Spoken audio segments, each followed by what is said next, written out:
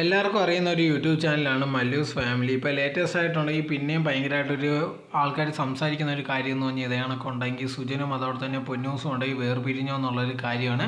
പണ്ടേ നമുക്ക് ഇതേ കണക്കൊരു നാടകം നടന്നിട്ടുണ്ടായിരുന്നു, ഇവർ വേർപിരിഞ്ഞോ എന്നുള്ള രീതിയിലൊക്കെ. അത് കഴിഞ്ഞിട്ട് പിന്നെ അവർ ഒന്നിക്കുകയൊക്കെ ചെയ്തിട്ടുണ്ടായിരുന്നു. ഇപ്പോൾ നോക്കിക്കഴിഞ്ഞാൽ അവരുടെ വീഡിയോ നോക്കിക്കഴിഞ്ഞാൽ അങ്ങോട്ടും ഇങ്ങോട്ടും ആൾക്കാരെയൊന്നും കാണാനില്ല. ഇതേ കണക്ക് എവിടെ പോയി പൊന്നൂസ് എന്നൊക്കെ ചോദിക്കുമ്പോഴത്തേക്ക് ഒരു മറുപടിയൊന്നുമില്ല.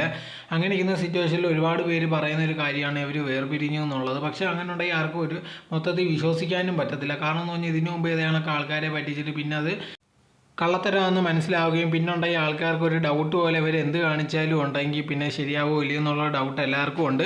ഇപ്പോൾ ലേറ്റസ്റ്റ് ആയിട്ട് നോക്കിക്കഴിഞ്ഞാൽ അവരുടെ ഇൻസ്റ്റാഗ്രാമിലുണ്ടെങ്കിൽ രണ്ടുപേരെയും പേര് മാറ്റുകയോ അതോടെ തന്നെ അൺഫോളോ ചെയ്യുക അങ്ങനത്തുള്ള ഒരുപാട് കാര്യങ്ങളുണ്ട്.